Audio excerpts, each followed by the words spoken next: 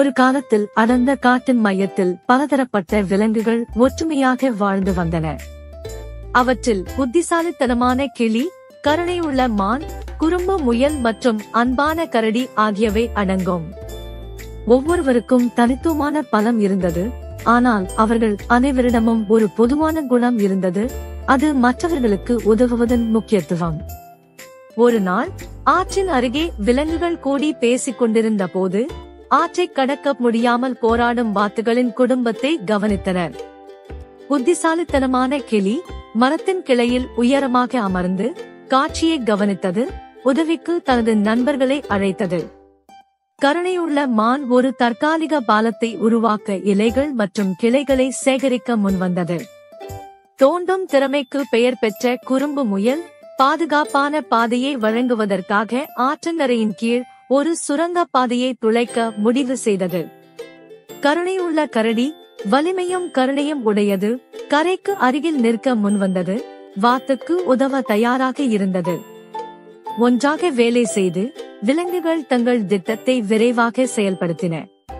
ஆரம்பத்தில் தயங்கிய வாத்து குடும்பம் விரைவில் தங்கள் சக உயிரினங்களின் கண்களில் உண்மையான இரக்கத்தை கண்டு அவர்களை நம்பத் தொடங்கியது.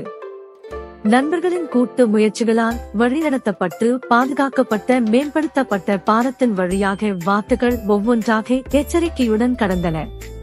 தாய் வாத்து தனது குடும்பம் பாதுகாப்பாக மறுகரையை அடைந்த போது மகிழ்ச்சியுடன் நன்றி செலுத்தியது.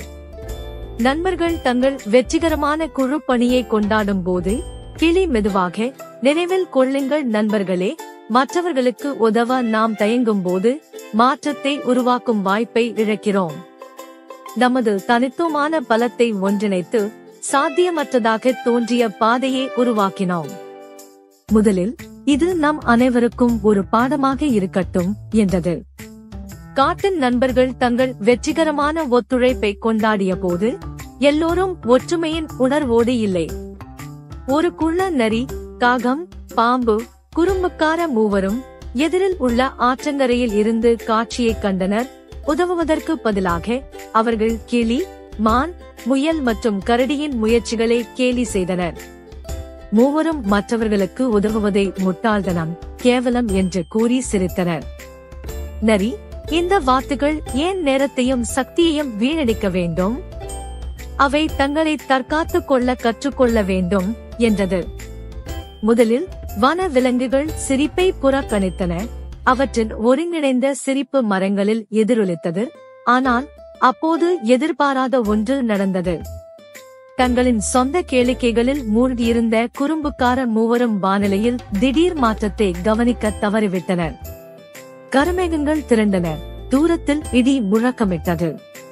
அவர்கள் அதை அறிவதற்கு முன்பே ஒரு சாரல் மழை பெய்யத் தொடங்கியது. தெளிவான வானத்தை ஒரு புயலாக மாற்றியது.